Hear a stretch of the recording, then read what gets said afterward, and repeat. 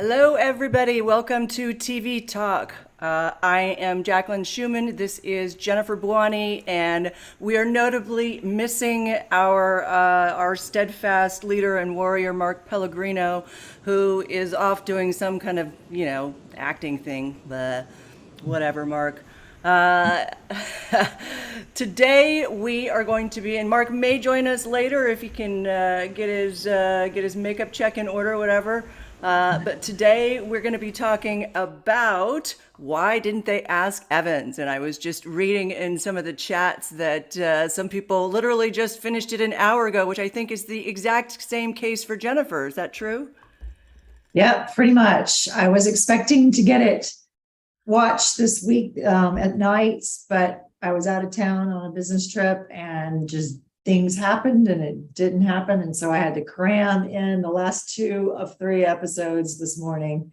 And I did it and I finished, still processing. So bear with me, folks. Yeah, so we'll see. It'll be an interesting show.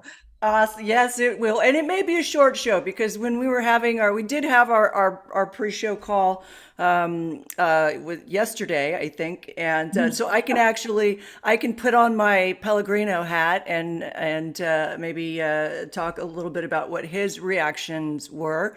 Um, But just to give you guys an overview, so Why Didn't They Ask Evans is a 2022 adaptation of an Agatha Christie book by the same name, and which has been created and adapted by actor, director, writer Hugh Laurie of House notoriety and many, many other things.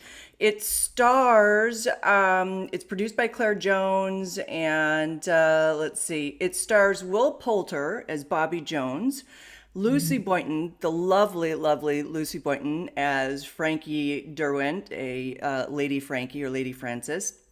Um, Maeve Dermody, Daniel Ings, Jonathan Jules, Alistair Petrie, Nicholas Asbury, Morwenna Banks, and Richard Dixon are the other supporting characters in this. And overall, it's a whodunit. It's a sort of classic Agatha Christie whodunit with two young sleuths that I don't think they ever actually reappear in any of the other Agatha Christie books. So this is a divergent from Poirot and what's it, Miss Marple, I think, were are the famous ones.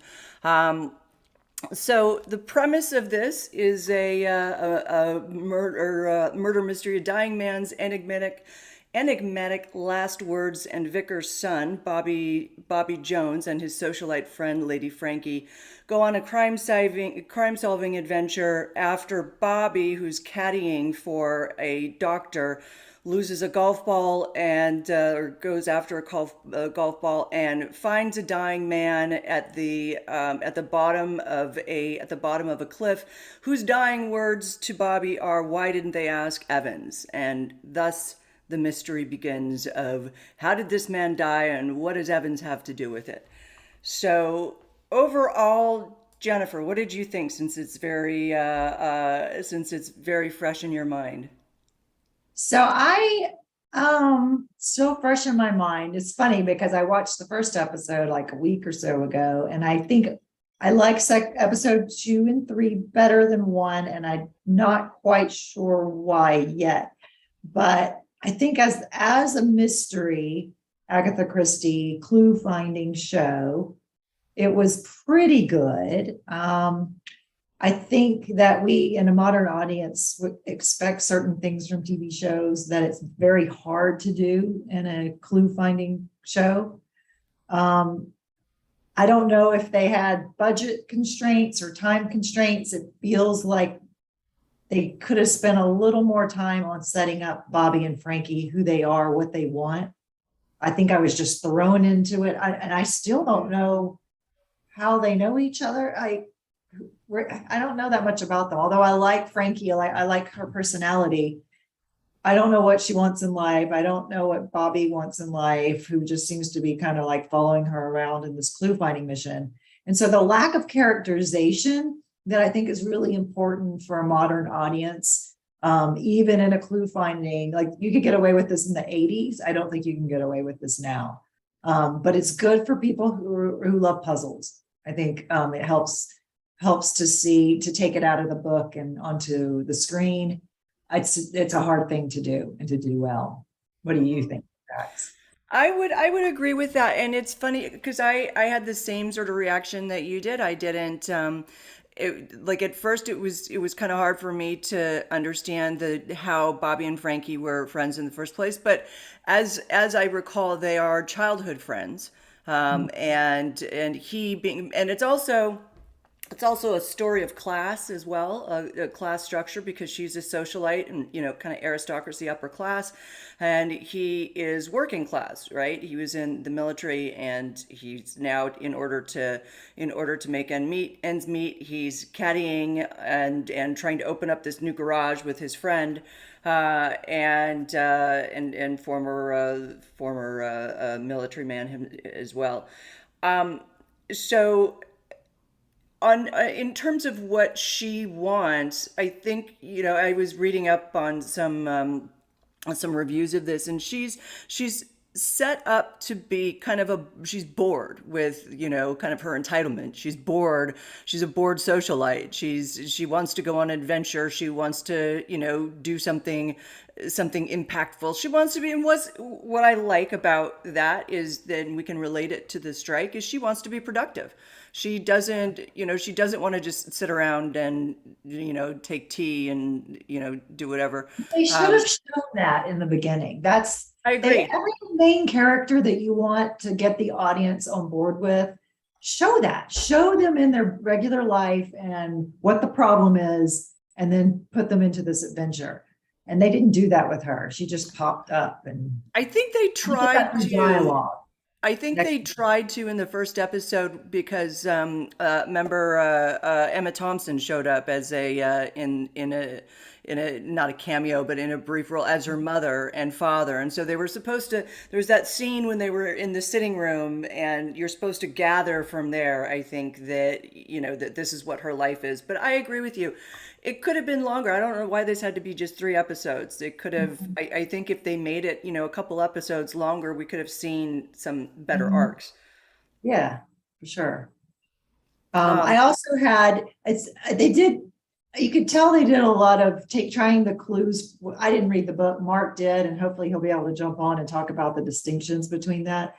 But you've got to visualize those clues when you're putting it, adapting it for the screen. There was a piece where I had to pause it because he's on a train and he takes the newspaper and it's about the billionaire, and the whole backstory of the billionaire is in this newspaper, which if I'd been reading a book, I would have probably read, but I mhm, can't.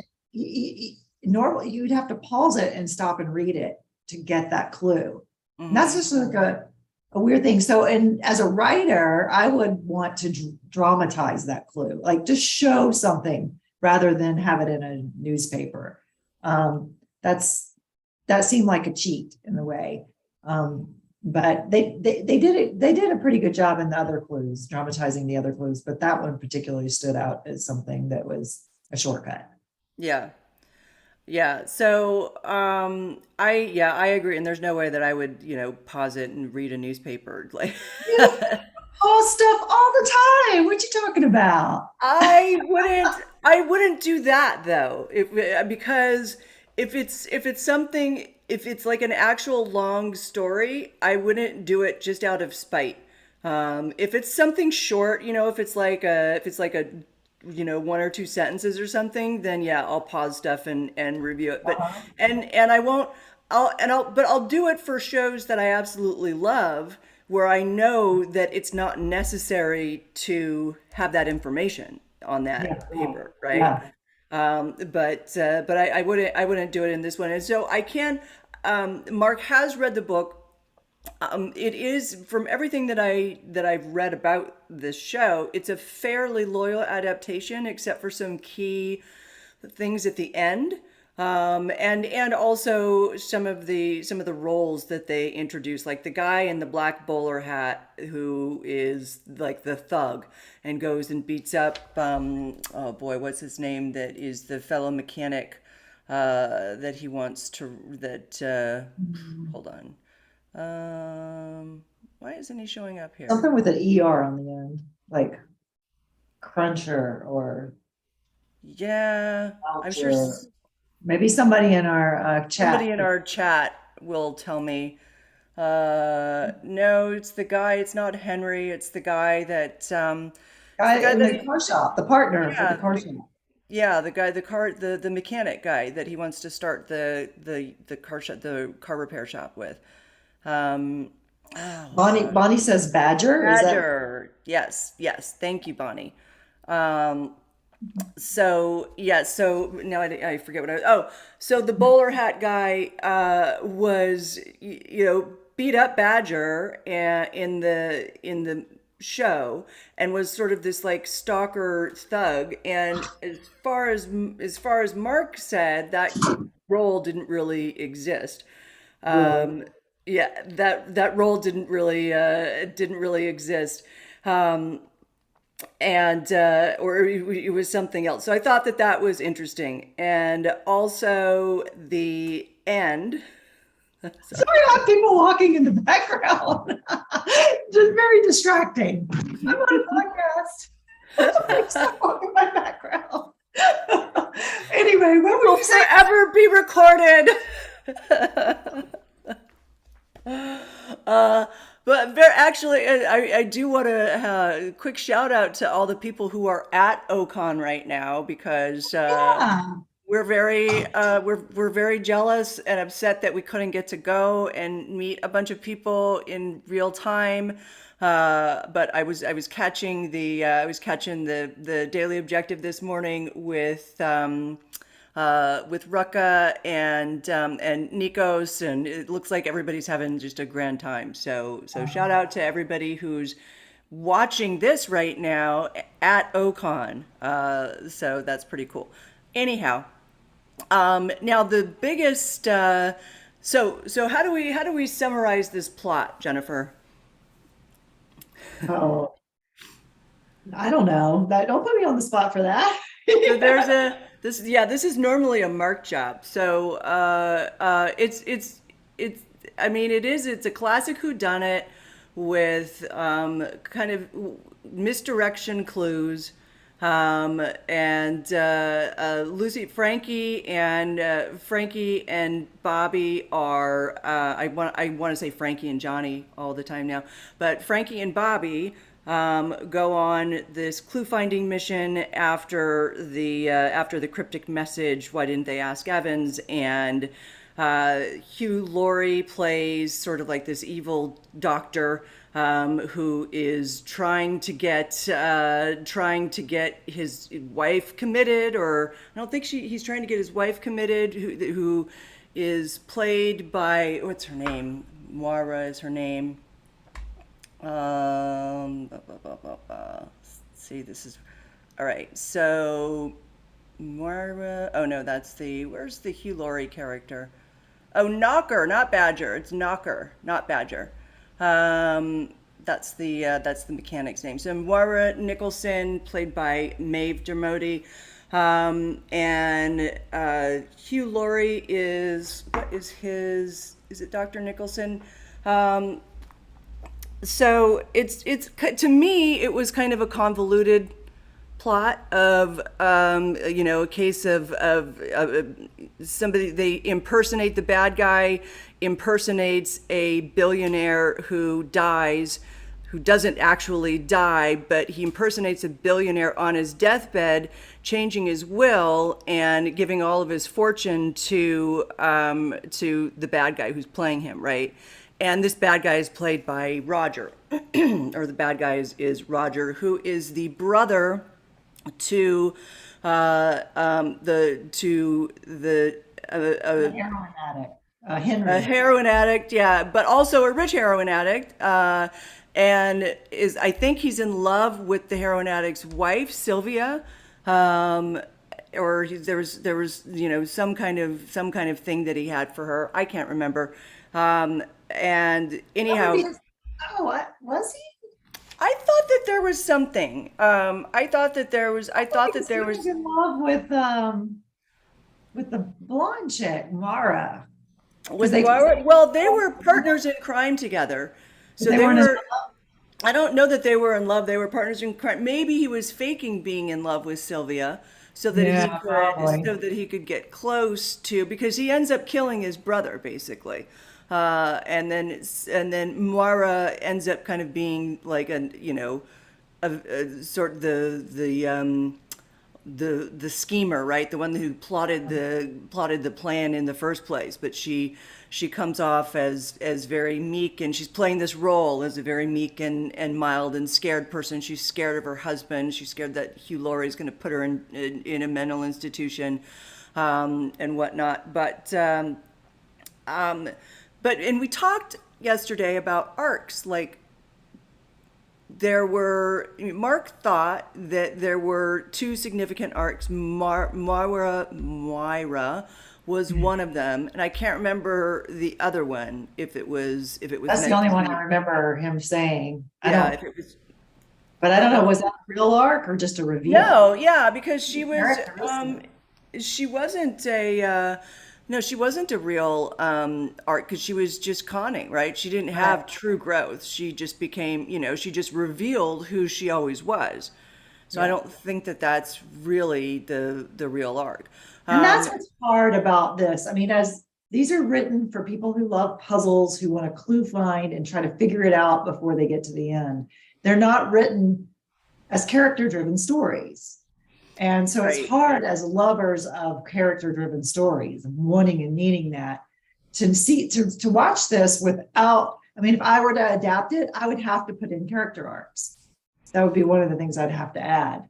Hmm. But I didn't see any of that in this. Yeah, because I think that there was plenty of room for it, right? Yeah, There take was the plenty top, of. draw it Yeah. out. Yeah. Right. There was plenty of room for arcs. I would have loved to have seen Frankie's character, really, like you were saying, like let's live in her existing world for a minute, Mhm. and see what life is like for her. And then, we kind of get a good idea, a good understanding for what life is like for Bobby. And maybe, because this was a British series, maybe it's just very much implied that, and you understand. I think that there's some things as Americans where if we were to see somebody in their element for, like somebody in the South, right, different in a different class structure in the South, if we were to see them in their element, for 2 minutes, we Americans would be like, oh yeah, we know that there's a big difference between, this class and this class or whatever.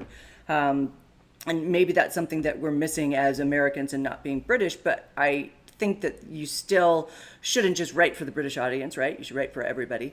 And being able to see where Frankie comes from, being able to live in her space for a while, being able to do that same thing with Bobby. And I think there was there could have been a lot more tension between Bobby and Frankie. You don't have to create it artificially, but there could have just been a lot more moments of conflict and lack of understanding because of their class differences. Mhm. That would have made it interesting. There was Uh, elements of it that reminded me of Sherlock and the woman. But Sherlock and the woman to me is like the master class in sexual tension. yeah, And this one just didn't really pay a lot of time and energy towards that. There were moments it could have been, but they didn't focus on that. And that's a shame because at the end they get kiss and get married and you're like, wait, what? I yeah. didn't feel and see that. I didn't know. They hinted to it, when they were held hostage in that room, and they were about to. Yeah, She was that was about a to moment. profess her love, or he was, and then Knocker comes in and ruins everything, but saves them. But But it was yeah, teeny tiny. It wasn't satisfying enough. no, it You was gotta build any. up. You gotta put a lot of those in and build up and have like almost hits and then misses and disappointments. And they didn't have any of that. Yeah, and I think that. Yeah, they had a lot of opportunity because they had great banter between the two of them. Mhm. And I thought it was great how they played up that she thought that Roger, she mentioned that Roger, who ends up being the true villain, or one of the true villains, that she thinks that Roger's handsome, and he thinks that Moira is pretty and beautiful, and they Irrelevantly pretty, but yes, irrelevantly pretty, yeah, that and was the and memorable so line. they're both a little jealous over that, which I thought was great. We needed more moments like that to Yes, really play up I the like those little attraction. triangles because it felt very realistic, Yeah. and and that was fun. But and what another thing I liked about Frankie's personality was just like she's kind of a romantic, and you can tell, and she's very extroverted, and he's introverted, and so she like almost projects her romantic nature onto him. I remember this moment when like she gives him the words to say that he should be saying to her as a romantic partner or as a potential romantic partner, like, oh, something about her hat being beautiful, but she's just saying it about it. Uh, You remember that? So she had a funny demeanor, very unique to her that I liked. That was a good characterization. she's a great actress, and as I texted you guys yesterday, realizing, oh my God, now I know where I've seen her from. She was in Bohemian Rhapsody. She played Freddie Mercury's sort of long-suffering wife. Um, I do not remember that connection. I mean, like the I person didn't I'm remember it until I thinking looked in her up. my head doesn't look like her. So that's really amazing. Yeah. Yeah. She'd make a good Dagny, don't you think? I think she would make a great Dagny. We talked about this yesterday and with Mark, and she would be really. She has all of the great elements of a Dagny. She's beautiful. She's sexy. She's intelligent. She's witty. She's intelligent. She knows what she wants to be productive. She would be a really lovely Dagny, I think.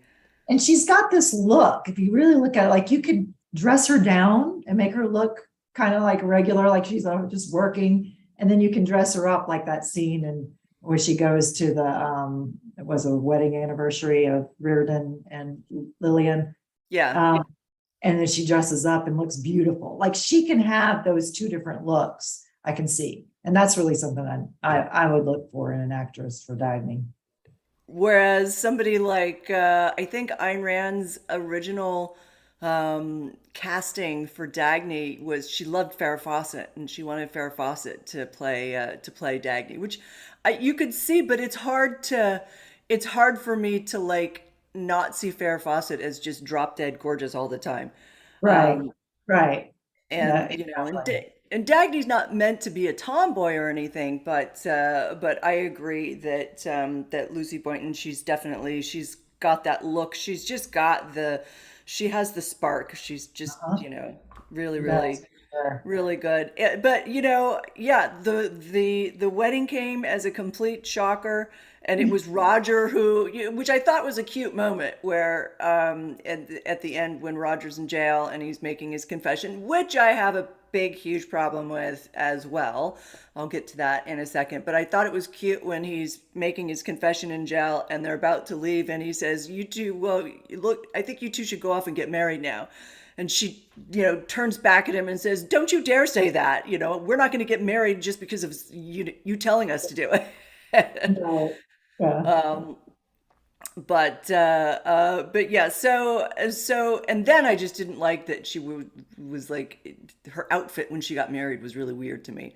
Like, why would she was wearing a Oh yeah, pantsuit, a white pantsuit, just you know. I noticed that too. That was I was funny. like, why wouldn't you just wear, and it's not like she's opposed to gowns. We see her in a gown in London. I got the impression that she was kind of like a feminist in her day. Like it was 1936, and she just didn't. I don't know how many women drove cars and that kind of thing. She just did. I got the sense that maybe there was a little bit of that going on. Which is also great. It's a great characteristic to have for a strong female lead, right? It's very Randian. I think that she was a really she in even in that role she was more of the of an Ayn Rand type hero than anybody else. You could argue Bobby could, was also because he's just true blue, right? He's just a good man with good principles overall. Mhm. But yeah, so the Ali for $2 says the question at the beginning, the why didn't they ask Evans at the beginning, reminds me of Rosebud. Yeah, that's from Citizen Kane. Oh Uh, yeah, yeah. yeah. So yeah, that's So that was like I was wondering, are they going to make this as a franchise? Did you read up anything about that, like a Frankie and Bobby escapade? Well, if they did, it would diverge from, because Agatha Christie didn't write anymore. As far as I understand, Agatha Christie didn't write any more books starring these two. I think it was just kind of a one-off thing, which and they were meant to be. So all of Agatha Christie's other sleuth characters are, Miss Marple is oldish, kind of like, oh God, what was the reminds me, I think, of like Murder She Wrote, Jessica, the role that Jessica Lange played in Murder She Wrote as an older woman detective, Mhm. and Poirot is the same thing. So this was kind of her first. I think there was, what was it, Tuppence and something else, were two other like sleuth relationship But combos. regardless of what Agatha Christie did, do you think that they will go off on their own and create more seasons? I'm asking because going back to the name of the show, it seems like you would name the season that because it gets solved, and then every season would have its own little rosebud question or clue or whatever. But overall, the show would be called something like Frankie and Bobby Adventures Yeah. or whatever. You Uh, know, uh, something in that line. I Yeah, don't so know. I didn't read that there were plans to build this out, although, things like this happen when the show goes over well. I'm not quite sure like what kind of an international rating it got. What's IMDb say it is? I'm not seeing the ratings on IMDb, but it wasn't. I mean, we found out about it because somebody recommended that we watch it. And oh, Tommy and Tuppence, thank you. Thanks, Tom. So I could see that, there's definitely enough of a, spark there between Frankie and Bobby that they could Yeah. actually carry their own show, and they get more advanced and good at their job of being detectives, because they even admitted that they were not very good detectives, right? Yeah. That they were, So, they were and just they're in being through. the torture room. Yeah, the Yeah. torture room. Where he has, yeah. So I had a big problem with the confession at the end. It was way too, and this diverged from the book. In the book, Roger never gets arrested. So in the show, he actually gets arrested. The police apprehend him, and it's implied that there's an eyewitness who's going to be able to put him away, but there he is in jail, not yet tried, awaiting trial, and Bobby and Frankie go and visit him, and he does this whole, here's how I did everything. Here was and then you go back, and it, does Yeah. flashbacks, and it shows you, and it's like, that just is just, that's No, they should have gone slow enough that we could follow along, and that didn't have to be explained at the end. You know, yeah. but just tying it all up in a nice bow by the main antagonist is I don't know, like again cutting corners. Yeah, it's like if you didn't have that explanation from him, you never would have gotten the real truth.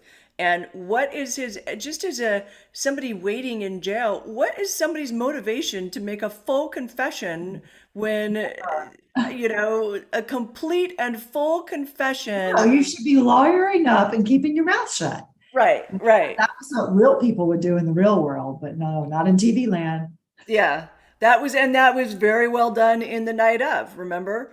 They did, bad stuff happened, and John Turturro's character, swoops in and gets the kid to like shut up and not say a word, and that's exactly as it should be. Now, in the book, he gets away. Roger escapes and ends up in Buenos Aires, I think, and writes a letter of confession, or because he's escaped free and clear. That to me is better, because he did have sort of an attachment to he had an attachment to Frankie, so I could see how he would write her a letter and say, here's how I did it all. And apparently in the book, he even in his confession letter, he admits that he tried to kill Tommy, who is the son of is it Henry, the drug addict, his brother's drug addict, his I guess he's brother, the heir and to his fortune, right? I think so, yeah. So anyhow, I thought that was, and Mark when Mark was reading the book, he thought that there were definitely some elements that were good that Hugh Laurie changed. I don't remember which ones those are, so he'll have to, if he comes on, he'll have to discuss. But I doubt that he is. But anyhow, so what were some other.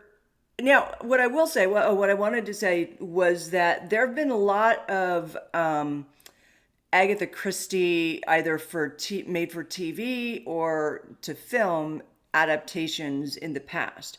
And I've not seen all of them. However, they've never done very well. So I went and last year, I saw Death on the Nile, Kenneth Branagh's portrayal of Inspector Poirot. And Gal Gadot was in it as well. Leticia, I can't remember her last name, but from Black Panther, I want to say Leticia Jones. No, but Leticia Wright, I think. And I was bored out of my mind in the movie theater. It was not there. I wasn't interested in any of the characters. To me, I just saw the actors. I didn't see the characters. I saw Kenneth Branagh playing somebody. I saw Gal Gadot playing somebody. And I just didn't think that it was very well done. So I will, as comparing Why Didn't They Ask Evans to other Agatha Christie adaptations, I think that this one is, probably the best out of. It held your interest throughout it. It definitely held my interest, and it also brought out.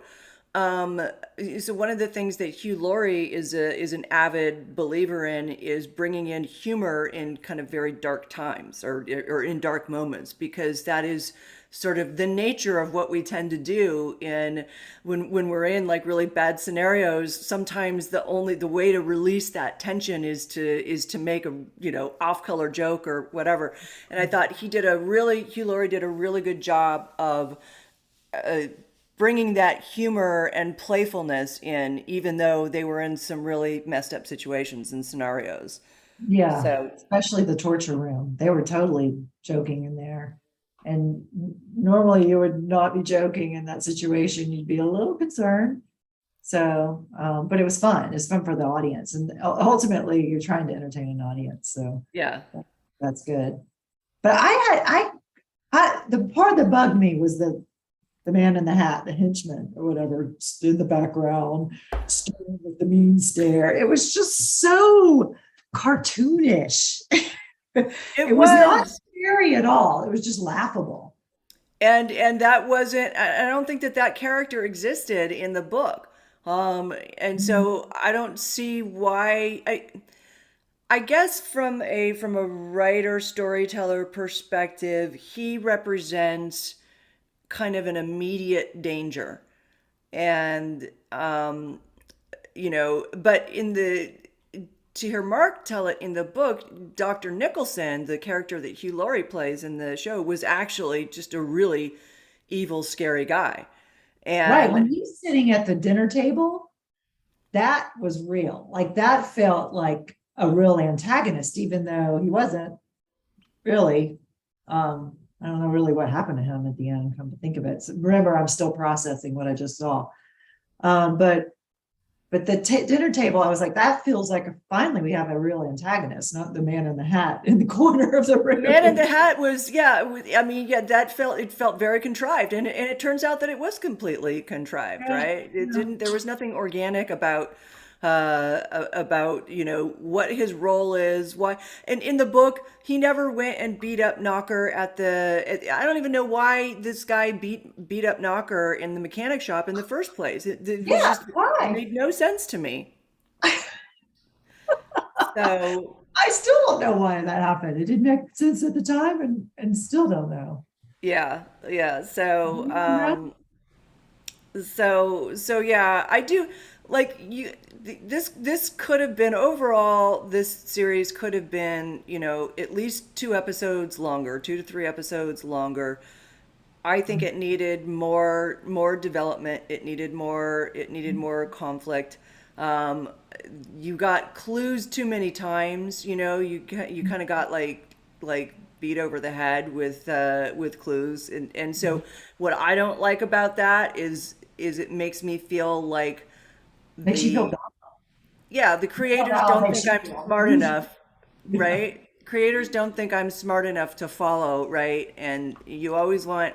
I remember, um, I remember listening to a podcast with a screenwriter, a famous screenwriter, and I can't remember who it is now, but who was saying you want your audience to feel Smart. like they're smarter, like I'm like, you want they them figured to it out. have that, Yeah. like I figured it out. And I think M. Night Shyamalan does that really well in The Sixth Sense, and then in as well in Unbreakable.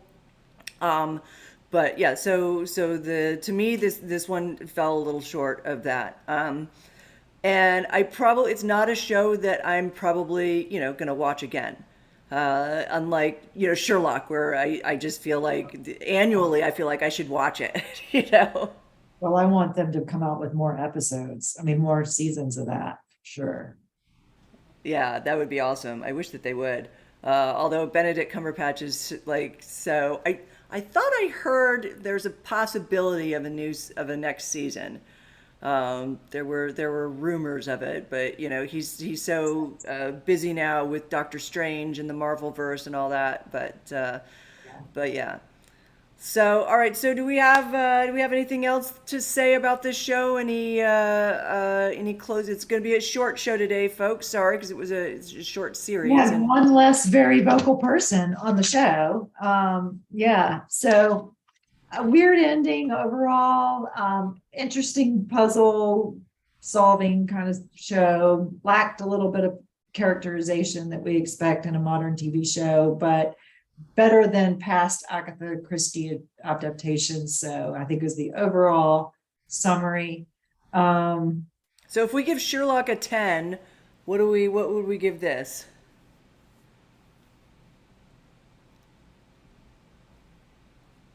6. I'm about there. I'm not like at the eye gouging, one or two. Yeah, Um, no, of course not. um, I was more at the eye gouging when we were doing Fargo. I just Yeah, I'm um, not going to say which one gave me that because you guys, you and Mark would kill me, and the audience might not like. So I'm going to keep that one to myself. okay, all right. Well, I can guess what it is, but I won't. No, Out of the yes. sanctity of the show, I will not say that publicly. Apollo, thank you for £2. And Allie did ask, is there going to be a clubhouse? Not today, folks. Unless there's a huge desire for people to want to talk about the show, but. We can always do a separate. What I'd like to do if we're going to do a clubhouse is I'd like to get Mark in on that because then he could talk more about the book. So maybe we Yeah. can try to schedule one when he's available. And Um, how would we get that information out to audience? well, I think ARCUK could tweet it, and then I'll tweet it, and social media and all Okay. that. Or maybe Um, even announce it on a daily objective. Mark could say when it's going to yeah, be too. Okay. Yeah, for We need to sure. talk about next week, not the next show. Which is going to be next week. Yeah, July 8th. Oh, that's right. Yeah, we're doing two in a row this because Mark couldn't do June 24th because he was at a convention.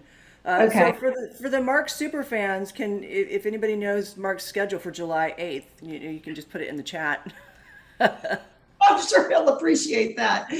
Um, okay, yeah. So drum roll for next week's show. If anybody doesn't look at our schedule on our podcast webpage, which if you don't know where that is, we do have it set up at bushuscripts.com. There's a page there that lists out the shows that we're covering for the season 2 of TV Talk. But Jax, you want to do the honors of saying what it'll be? It's a popular show that's out this season. Well, the show is called Inventing Anna, right? And it stars, what's the actress's name who was Julia Garner, our Julia favorite Garner from Ozark. from Ozark. And now I don't know the basic plot of it. I haven't seen a single episode of it. So do you know what Well, the it's based basic on a plot is? true story about a socialite in New York who fooled a bunch of people. And she's got a funky accent that's on purpose. Is not, I don't believe that's bad acting. That's how the real person in real life was. So you get to see what she did over about 9 episodes, I believe. And So is it's she definitely like, she's kind of like a grifter, like a con woman? well, you'll see. Yeah, she's Okay. very young and she gets into the heart of New York society and investors, Wall Street. And yeah, she fools a lot of people. It's pretty Like a young Jeffrey Epstein without the creepiness, the without the perversion. creepy pedophilia. Yeah.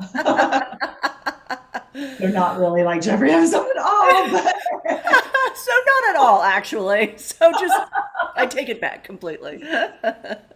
okay. So Alrighty. Well, next week. that's going to be next week. And how many episodes is that? Is that is that a It's limited? 9, so it's definitely digestible. And we should probably have a clubhouse after that one for sure. Okay.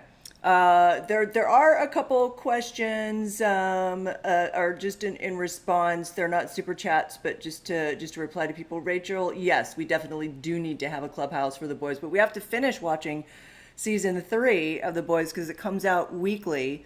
I'm loving Jensen Ackles in it. And Allie is asking, oh, because Allie just went and checked out our shows and saw that Mr. Sunshine is on the list.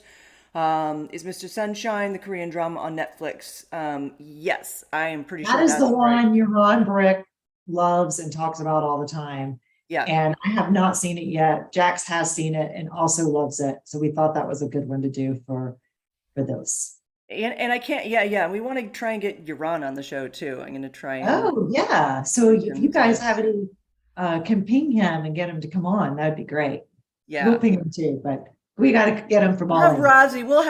We'll have the Lord Emperor Rozzy do some reaching There out. we go. Apollo says, "Don't do that. Don't do that one. Euron did it to death." Yeah, but you know what, Apollo? We have a whole different way of looking at things. We could be doing the same shows, and we have a very different way of we've got the artist and acting approach to it. So give us a chance, Apollo. It'll be interesting. We Alrighty. promise. Yeah. Okay, well, so I think that that's it for now. This has been TV Talk sponsored by Ayn Rand Center UK. My name is Jacqueline Schumann. My lovely co-host Jennifer Bouani and MIA, but with us in spirit, Mark Pellegrino are signing off. And thank you to our special